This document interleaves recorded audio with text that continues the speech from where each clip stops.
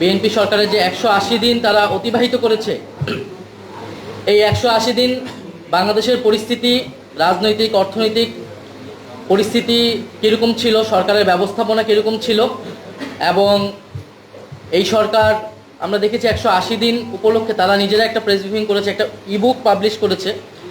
তো আমরা সেখানে দেখতে পেয়েছি যে তারা যে প্রতিশ্রুতিগুলো দিয়েছিল সেই প্রতিশ্রুতিগুলোর অধিকাংশই তারা রক্ষা করতে পারে নাই, এবং দেশের যে সংকটগুলো তৈরি হয়েছে সেই বিষয়ে তাদের কোনো জবাবদিহিতা নাই। উল্লেখ্য তারা নিজেদের সফলতা দাবি করছে। তো আজকের প্রেস ব্রিফিংয়ে মূলত আমরা আপনাদেরকে দেখানোর চেষ্টা করব, জনগণকে দেখানোর চেষ্টা করব আপনাদের মাধ্যমে, যে এই সরকার কোথায় কোথায় অব্যবস্থাপনা এবং সংকটগুলো তৈরি করেছে। আজকে একটু আমাদের সময় লাগবে, আশা করি আপনারা আমাদের সাথে থাকবেন। আমরা যদি শুরু করি একদম, এই সরকার 17ই ফেব্রুয়ারি অনুষ্ঠিত প্রথম মন্ত্রিসভা বৈঠকে সরকারের 180 দিনের জন্য একটা পরিকল্পনা নির্ধারণ করেছিল, যেখানে তারা 3টি বিষয়কে অগ্রাধিকার দিয়েছিল। একটি হচ্ছে দ্রব্যমূল্য নিয়ন্ত্রণ, আইন শৃঙ্খলার উন্নয়ন এবং বিদ্যুৎ জ্বালানি সরবরাহ। আমরা দেখতে পেলাম যে এই 6 মাসে এই যে 3টি বিষয়কে তারা অগ্রাধিকার দিয়েছিল, এই 3টি বিষয়তেই তারা কিন্তু নিদারুণভাবে ব্যর্থতার পরিচয় দিয়েছে। দ্রব্যমূল্যের জায়গা যদি আপনি বলেন, নিত্য প্রয়োজনীয় দ্রব্য যেগুলো আছে 10 থেকে 15 টাকা করে করে সবগুলোতেই বেড়েছে, চাল ডাল ব্রয়লার মুরগি থেকে শুরু করে, এবং জীবনযাত্রার যে ব্যয় সেটা কিন্তু ঊর্ধ্বমুখী, এবং নিত্যপণ্যের বাজারে যে সিন্ডিকেট সেটা ব্যাপকভাবে পুরোদমে সক্রিয় রয়েছে। আইন শৃঙ্খলার উন্নয়ন আমরা ডেটা দিব, তখনই আপনারা দেখতে পারবেন যে 6 মাসে বিগত 6 মাসের তুলনায়, অন্তর্বর্তী সরকারের তুলনায় আইন শৃঙ্খলার পরিস্থিতি আরও কীভাবে খারাপ হয়েছে। এবং বিদ্যুৎ জ্বালানি সরবরাহও এটাও আমরা দেখাবো, এবং এটা আসলে বলার অপেক্ষা রাখে না। আমরা জানি না এই প্রেস ব্রিফিং চলাকালীন সময় আসলে বিদ্যুৎ থাকবে কি না। আমরা যদি একটু সামনের দিকে আগাই, আমরা যদি প্রথমে আমরা যদি অর্থনৈতিক অব্যবস্থাপনা যাই, যেখানে মূলত আসতেছে জ্বালানি সংকট এবং দ্রব্যমূল্যের ঊর্ধ্বগতি।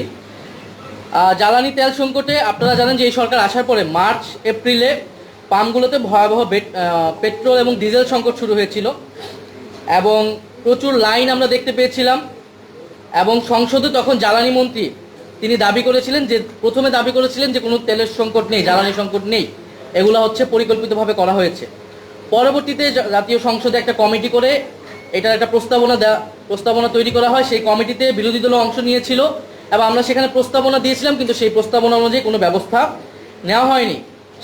সেই সময় জ্বালানি তেলের দাম রেকর্ড পরিমাণে বৃদ্ধি করা হয়েছিল। আমরা অকটেন হচ্ছে 20 টাকা লিটারে, পেট্রোল 19 টাকা, কেরোসিন 18 টাকা এবং ডিজেল 15 টাকা।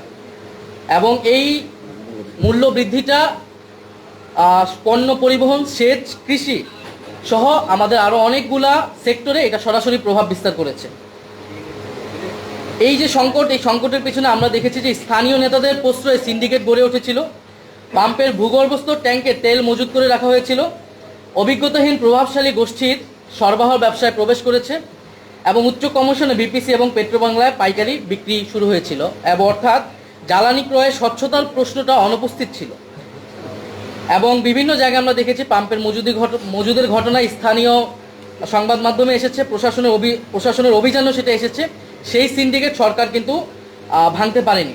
আমরা যদি গ্যাসের দিকে আসি, বর্তমানে দৈনিক গ্যাস চাহিদায় 43% ঘাটতি রয়েছে। দিনে আপনার 380 কোটি ঘনফুট হলো চাহিদা, সেটা এখন 215 সরবরাহ আছে, 215 কোটি ঘনফুট।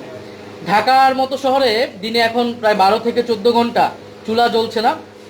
বিদ্যুতের ঘাটতির কারণে বিকল্প হিসেবে বিদ্যুৎ সরবরাহের সুযোগও সীমিত রয়েছে। শিল্প কারখানা উৎপাদনের জন্য অন্তত 3 থেকে 4 PSI প্রয়োজন, অর্থাৎ কিন্তু বিভিন্ন এলাকায় গ্যাসের চাপ প্রায় শূন্যে নেমে এসেছে। এবং এই বিপুল ঘাটতি সত্ত্বে সুপরিকল্পিত কোনো সমাধান হাজির করা হয়নি, বরং সংকটকে পুঁজি করে স্পট মার্কেট থেকে বেশি দামে ক্রয়ের আয়োজন করা হচ্ছে। আমরা যদি দেখি যে গ্যাসের চাপে শূন্য নেমেছে যে শিল্পাঞ্চলগুলোতে, আপনারা এই জেলাগুলোর নাম দেখবেন, আশুলিয়া, সাভার, গাজীপুর, কালিয়াকৈর, ময়মনসিংহ সহ প্রায় অনেকগুলো জেলায় গ্যাসের চাপ শূন্য নেমে এসেছে। হবিগঞ্জে একসাথে উৎপাদন বন্ধ হয়েছে 171টি জেলা। নারায়ণগঞ্জে উৎপাদন বন্ধ হয়েছে 450টি ডাইং কারখানা। এবং বিজিএমএ সদস্য কারখানা যে রয়েছে তাদের প্রায় 30 থেকে 35% তাদের সক্ষমতার তুলনায় কম উৎপাদন তারা করছে। এবং এটা বিভিন্ন পত্রিকা রেফারেন্সে আমরা পেয়েছি। গ্যাস সংকটে শিল্প উৎপাদন ব্যাহত হচ্ছে। আমরা যেটা বললাম, বিজিএমই সদস্য কারখানা 30 থেকে 35% কমেছে সক্ষমতা, এবং সব খাত মিলিয়ে 2 মাসে গড় উৎপাদন 24% হ্রাস পেয়েছে। কাঁচ, ইস্পাত, বস্ত্র তৈরি, পোশাক কারখানা সহ গুরুত্বপূর্ণ বিভিন্ন সেক্টরে এটার জন্য ক্ষতিগ্রস্ত হচ্ছে। গ্যাসের কারণে ক্রয়াদেশ আমাদের বিদ্যুতে রয়ে গিয়েছে, যে ক্যাপাসিটি চার্জে জনগণের প্রায় 70,000 কোটি টাকা প্রতি আমাদেরকে অর্থের অপচয় আমাদেরকে দিতে হচ্ছে। এবং এই ক্যাপাসিটি চার্জের কথা এবারের বাজেট বক্তব্যেও অর্থমন্ত্রী বলেছেন, ইশতেহারেও বিএনপির ছিল যে এটা তারা দূর করবে, কিন্তু আমরা তেমন কোনো ভূমিকা আমরা দেখিনি। এই আদানির চুক্তিগুলো সহ যে বিদ্যুৎ চুক্তিগুলো কুইক রেন্টাল আইনের মাধ্যমে ফ্যাসিস্ট সরকার করেছিল, সেই চুক্তিগুলো, সেই ক্যাপাসিটি চার্জের ব্যবস্থা তারা কী করবে। আমরা দেখেছিলাম যে অন্তর্বর্তী সরকারের সময় যেই একটি জাতীয় কমিটি হয়েছিল, তাদের সুপারিশ দিয়েছিল যে ক্যাপাসিটি চার্জ এবং এই চুক্তিগুলো বাতিলের জন্য কী ধরনের ব্যবস্থা নেওয়া উচিত। সরকার কিন্তু সেই সুপারিশগুলো মানছে না এবং নিজেও কোনো এই ধরনের কমিটি বা কোনো ধরনের ব্যবস্থা নিচ্ছে না। আমরা দেখেছি যে সরকারের একজন উপদেষ্টা, তথ্য উপদেষ্টা, প্রধানমন্ত্রী তথ্য উপদেষ্টা বলেছেন যে শুধু 15 বছরের দুঃশাসন এবং বিধ্বস্ত অবস্থার উপর দায় চাপিয়ে কি নিজেদের অক্ষমতা, অদক্ষতা এবং অব্যবস্থাপনা ঢাকা যাবে। অর্থাৎ আমরা দেখতে পাচ্ছি যে সরকার বিদ্যুৎ সংকটের জন্য বর্তমান সরকারের ন্যূনতম দায় নেই, বরং যেই ফ্যাসিস্ট সরকার ছিল 15 বছরে তাদের উপর দায় চাপাচ্ছে।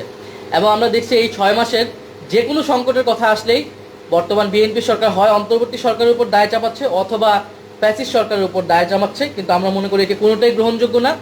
অন্তর্বর্তী সরকার আরও বিধ্বস্ত পরিস্থিতিতে দেশের দায়িত্ব কিন্তু সেই সময় নিয়েছিল, এবং সেই সময় কিন্তু আমরা রেকর্ড পরিমাণ লোডশেডিং দেখিনি এবং এই গ্যাসের সংকট দেখিনি। ফলে আমরা মনে করি সরকারের অব্যবস্থাপনা, পরিকল্পনাহীনতা এবং অদক্ষতা থেকে এই সংকট তৈরি হয়েছে।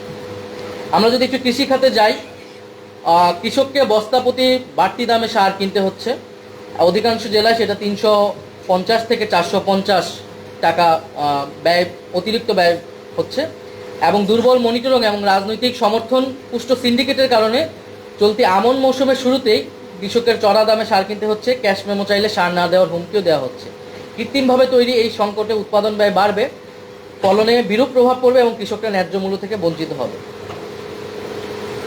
আমরা যদি দেখি গুরুত্বপূর্ণ যে খাত আমাদের যেটা সংকট ছিল এবং এখনও তৈরি হচ্ছে, সেটা ব্যাংক দখল এবং বাজার সিন্ডিকেটের প্রত্যাবর্তন। আমরা যদি ক্রেডিট রেটিংয়ে দেখি, অব্যবস্থাপনা এবং সংস্কার অনিচ্ছার কারণে আন্তর্জাতিক যে ঋণ মান নির্ণয়কারী সংস্থা S&P অ্যান্ড ফিচ বাংলাদেশের অর্থনৈতিক পূর্বাভাস নেতিবাচক পর্যায়ে নামিয়ে এনেছে। খেলাপি ঋণ আমরা জানি প্রচুর খেলাপি ঋণ ছিল, এবং খেলাপি ঋণ যাদের রয়েছে তাদেরকে সংসদেও